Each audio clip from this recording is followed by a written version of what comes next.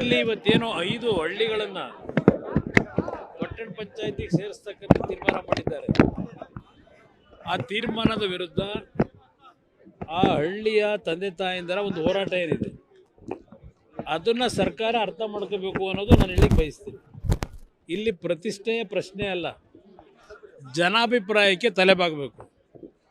ಇವತ್ತು ಗೆಜ್ಜಲಗೆರೆ ಗ್ರಾಮ ಇರ್ಬೋದು, ಇನ್ನೂ ಹಲವಾರು ಸಂಖ್ಯಾನಹಳ್ಳಿ ಅಂತ ಯಾವುದೋ ಇನ್ನೊಂದು ಊರು, ಹೀಗೆ 5 ಊರುಗಳೇನಿದೆ, ಗೊರವನಹಳ್ಳಿ, ಚಾಮನಹಳ್ಳಿ, ಸೋಮನಹಳ್ಳಿ, ಈ ಊರುಗಳು ಈಗಾಗಲೇ ಅಭಿವೃದ್ಧಿಯನ್ನು ಕಂಡಿದ್ದಾವೆ ಪಂಚಾಯತಿ ಮಟ್ಟದಲ್ಲೇ.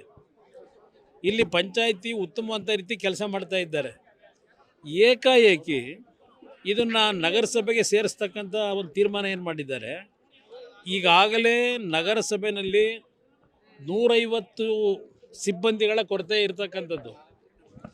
150 ಸಿಬ್ಬಂದಿಗಳ ಕೊರತೆ ನಗರಸಭೆಯಲ್ಲಿ. ಇನ್ನೂ ಹಲವಾರು ರೀತಿಯ ನ್ಯೂನತೆಗಳು, ಹಲವಾರು ಅಲ್ಲಿ ಕೆಲಸ ಮಾಡತಕ್ಕಂಥವ್ರಿಗೆ ಸಂಬಳನೇ ಕೊಡೋದಕ್ಕೆ ಆಗದೇ ಇರತಕ್ಕಂಥ ಪರಿಸ್ಥಿತಿ ನಗರಸಭೆಯಲ್ಲಿದೆ. ಇಂಥ ಪರಿಸ್ಥಿತಿನಲ್ಲಿ ಈ ಹಳ್ಳಿಗಳನ್ನು ಸೇರಿಸ್ಲಿಕ್ಕೆ ಕಾರಣ ಏನು? ಇವತ್ತು 69ನೇ ದಿನಕ್ಕೆ ಕಾಲಿಟ್ಟಿರ್ತಕ್ಕಂಥ ಈ ರೈತರ ಚಳವಳಿ ಏನಿದೆ, ಗ್ರಾಮದ ತಂದೆ ತಾಯಂದರು ಹೆಣ್ಣು ಮಕ್ಕಳಾದಿಯಾಗಿ, ಇದಕ್ಕೆ ಗೌರವ ಕೊಡಬೇಕಾದಂಥದ್ದು ಯಾವುದೇ ಚುನಾಯಿತ ಸರ್ಕಾರದ ಜವಾಬ್ದಾರಿ. ಆ ನಿಟ್ಟಿನಲ್ಲಿ ಇವತ್ತು ನಾನು ಒಬ್ಬ ಲೋಕಸಭಾ ಸದಸ್ಯನಾಗಿ ಇವತ್ತು ನನ್ನ ಜವಾಬ್ದಾರಿ ನಿರ್ವಹಿಸಬೇಕಾದ್ರೆ ಇಲ್ಲಿಯ ಜನರ ಅಭಿಪ್ರಾಯಕ್ಕೆ ನಾನು ತಲೆಬಾಗಲೇಬೇಕು. ಆ ನಿಟ್ಟಿನಲ್ಲಿ ಸರ್ಕಾರಕ್ಕೆ ಮನವಿ ಮಾಡ್ತಾ ಇದ್ದೇನೆ.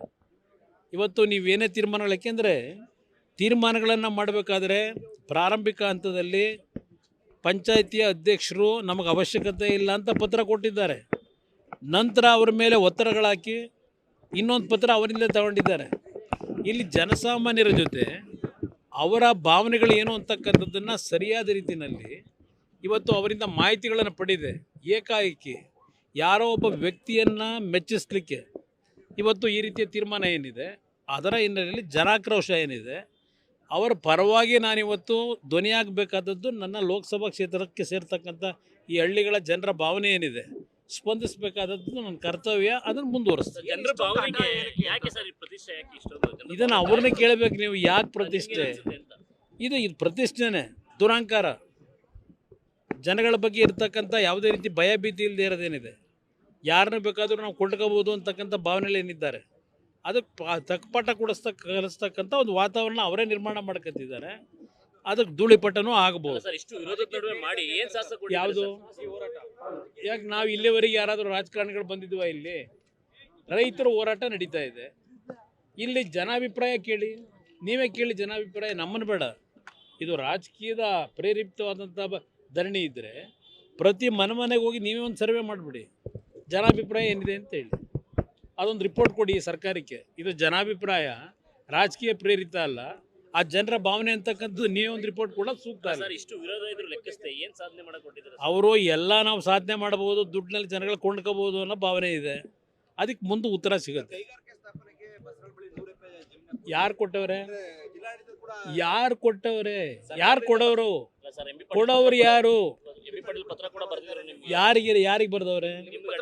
ಎಂ ಬಿ ಪಾಟೀಲ್ ಅಲ್ಲ ಕೊಡೋದು, ಶಾಸಕರೆಲ್ಲ ಕೊಡೋದು. ಯಾವ KDB ಅಂತಕ್ಕಂಥ ಸಂಸ್ಥೆ ಇಟ್ಕೊಂಡವ್ರೆ, ಆ KDB ಸಂಸ್ಥೆ ಮುಖಾಂತರ ಅದನ್ನು ಅಕ್ವೈರ್ ಮಾಡಿ ಇನ್ಫ್ರಾಸ್ಟ್ರಕ್ಚರ್ ಕ್ರಿಯೇಟ್ ಮಾಡಿ ಕೊಡಬೇಕು. ಯಾವುದೋ ಬಾರೆ ಮೇಲೆ ಕೊಟ್ಬಿಟ್ಟು ನೀನು ಮಾಡು ಅಂದರೆ ಯಾರು ಬರ್ತಾರೆ? ಸಚಿವರ ಪತ್ರಕ್ಕೆ ಬೆಲೆ ಇಲ್ವಾ ಸರ್? ಅವ್ರನ್ನ ಕೇಳಿ ಈ ಸರ್ಕಾರದಲ್ಲಿ ಏನಿದೆ ಅಂತ ಹೇಳಿ. ಇಷ್ಟು ವರ್ಷ ಎಂ ಬಿ ಪಾಟೀಲ್ ಈಗಾಗಲೇ 2.5 ವರ್ಷ ಮಂತ್ರಿಯಾಗಿ ಕೆಲಸ ಮಾಡೋರಲ್ಲ. ಬಸರಾಳ ಹತ್ರ ಏನೋ ಜಮೀನು 100 ಎಕರೆ ಅಂತ ಹೇಳಿ ಬಾಯಲ್ಲಿ ಹೇಳ್ಬಿಟ್ರೆ ಆಯ್ತಾ? ಏನು ಇನ್ಫ್ರಾಸ್ಟ್ರಕ್ಚರ್ ಡೆವಲಪ್ ಮಾಡಿದ್ರು? ಏನು ಮಾಡಿದಾರಲ್ಲಿ? ಇಲ್ಲಿ ನಾನು ಪದೇ ಈ ವಿಷಯದಲ್ಲಿ ಇವರ ರಾಜಕೀಯಕ್ಕೆ ನಾನು ಕೆಳಮಟ್ಟಕ್ಕೆ ಇಳಿಯಲ್ಲ. ನಾನೀಗಾಗಲೇ ಯಾವೊಂದು ಕಾರ್ಖಾನೆಯನ್ನು ನನ್ನ ಇಲಾಖೆಯಿಂದನೇ ತರ್ತಕ್ಕಂಥ ನಿರ್ಧಾರ ಮಾಡಿದೆ. ಕೇಂದ್ರದಲ್ಲಿ ನಮ್ಮ ಹಿರಿಯ ಅಧಿಕಾರಿಗಳನ್ನು ಕನ್ವಿನ್ಸ್ ಮಾಡಿದ್ದೇನೆ. ಮುಖ್ಯಮಂತ್ರಿ ಪತ್ರ ಬರೆದಿದ್ದೇನೆ, ಇನ್ಫ್ರಾಸ್ಟ್ರಕ್ಚರ್ ಕ್ರಿಯೇಟ್ ಮಾಡಿಕೊಡಿ. ಇನ್ಫ್ರಾಸ್ಟ್ರಕ್ಚರ್ ಕೊಟ್ಟರೆ ನಾನು ನಾಳೆ ಬೆಳಗ್ಗೆ ಫೌಂಡೇಶನ್ ಹಾಕ್ತೀನಿ. ಎರಡು ಜಾಗ ಗುರುತು ಮಾಡಿಕೊಟ್ಟಿದ್ದಾರೆ ಸರ್. ನಿಮಗೆ ಯಾವ್ದು ಸೂಕ್ತ ಅಂತಂದ್ರೆ ಅದನ್ನ ಡೆವಲಪ್ ಮಾಡ್ಕೊಡ್ತೀವಿ ಸರ್. ನಾನು ನಮ್ಮ ಇಲಾಖೆ ಅಧಿಕಾರಿಗಳಿಗೆ ಸ್ಥಳ ಪರಿಶೀಲನೆ ಮಾಡಿ, ಅವ್ರ ಸರ್ಕಾರ ಏನು ಹೇಳ್ತಾರೆ ಸ್ಥಳ ಪರಿಶೀಲನೆ ಮಾಡಿ, ಅದರಲ್ಲಿ ಫೀಸಿಬಿಲಿಟಿ ಇದೆ ಅಂದರೆ ಮುಂದುವರಿರಿ ಅಂತ ಹೇಳಿದ್ದೀನಿ. ಅವ್ರು ಸ್ಥಳ ಪರಿಶೀಲನೆ ಮಾಡ್ತಕ್ಕಂಥದ್ದಕ್ಕೆ ಸರ್ಕಾರ ಕರೆದವ್ರಿಗೆ ಜಾಗ ತೋರಿಸ್ಕೊಳ್ಳಿ, ಅವ್ರಿಗೆ ಫೀಸಿಬಿಲಿಟಿ ಇದೆ ಅಂದರೆ ಅವ್ರು ಮಾಡ್ತಾರೆ. ಇಲ್ಲದೇ ಬೇರೆ ಜಾಗ ಕೊಡಲಿ. ಅಲ್ಲ 2 ಜಾಗ ಗುರುತು ಮಾಡಿದೀವಿ ಬರೀ ಯಾಕೆ ಪದೇ ಪದೇ ಯಾಕ್ರಿ ಮಾತಾಡ್ತೀರಿ? 2 ಜಾಗ ಅವ್ರು ಗುರುತಿಸ್ಬಿಟ್ಟು ಅಲ್ಲಿ ಇನ್ಫ್ರಾಸ್ಟ್ರಕ್ಚರ್ ಇರ್ಬೇಕಲ್ಲ. ಅಲ್ಲ ಜಾಗ ಬಂದ್ ನೋಡಿ ಫಸ್ಟ್ ಅಂತ ಸರ್. ನಾನ್ ನೋಡೋದಲ್ಲ, ನಾನ್ ನೋಡ್ತೀನ, ಅವ್ರು ಬಂದು ನೋಡ್ತಾರೆ, ಅದು ಅವ್ರು ಮಾಡ್ಬೇಕು. ನಾನ್ ಬರೋದ್ ನಾ ಈಗ ಎಲ್ಲದಕ್ಕೂ ಮಂತ್ರಿ ಹೋಯ್ತಾರ ನೋಡಕ್ಕೆ? ಯಾರು ಯಾರು ಕಂಪನಿ ಮುಖ್ಯಮಂತ್ರಿಗೇನೆ ಪತ್ರ ಬರೋದು ಜಾಗ ಕೊಡಿ ಅಂತ ಹೇಳಿ ಯಾರಿಗೆ? ನಿಮ್ಮ ಇದು ಇಂಡಸ್ಟ್ರೀಸ್ ಮಿನಿಸ್ಟ್ರಿಗೆ ಮುಖ್ಯಮಂತ್ರಿಗೆ ಬರೆದ ಮೇಲೆ ಏನೈತೆ ಅಲ್ಲಿ? ಯಾವ ಸಿಂಗಲ್ ವಿಂಡೋಗೆ ಬರೀಬೇಕು? ಜಾಗ ನೀವು ಜಾಗ ತೋರಿಸ್ರಿ. ನಾನು ಮಾಧ್ಯಮದ ಸ್ನೇಹಿತರಿಗೆ ಹೇಳೋದು, ಅವ್ರು ಯಾರೋ ಮಾತಾಡಿದಾಗ ನೀವು ಮಾತಾಡಬೇಡಿ. ಇದಕ್ಕೆ ಒಂದು ಗೈಡ್ಲೈನ್ಸ್ ಇದೆ. ಆ ಗೈಡ್ಲೈನ್ಸ್ನ ಹಿನ್ನೆಲೆಯಲ್ಲಿ ಬಂದರೆ ಇವತ್ತು ಕಾರ್ಖಾನೆಯವರಿಗೆ ಕಾರ್ಖಾನೆ ಬೇಕು, ಇಲ್ಲ ರಾಜಕೀಯ ಮಾಡಬೇಕು, ಇದು ನಾನು ಕೇಳ್ತೀನಿ. ನಿಮ್ಗೆ ರಾಜಕೀಯಕ್ಕೆ ಸೀಮಿತವಾಗಿದ್ದರೆ ರಾಜಕೀಯ ಮಾಡಿ, ಕಾರ್ಖಾನೆ ಬೇಕು ಅಂದ್ರೆ ಪ್ರಾಮಾಣಿಕವಾಗಿ ನಡ್ಕೊಳ್ಳಿ ಅಷ್ಟೇ. ನಿಮ್ಮೂರಿನಿಂದ ವಿಶ್ವ ಮಟ್ಟದವರೆಗೆ ರಾಜಕೀಯ, ಸಿನಿಮಾ, ಸ್ಪೋರ್ಟ್ಸ್ ಯಾವ ಸುದ್ದಿಯೂ ಮಿಸ್ ಆಗಲ್ಲ. ಬರೀ ಸುದ್ದಿ ಅಷ್ಟೇ ಅಲ್ಲ, ಜೊತೆಯಲ್ಲೇ ಇರುತ್ತೆ ವಿಶ್ಲೇಷಣೆ.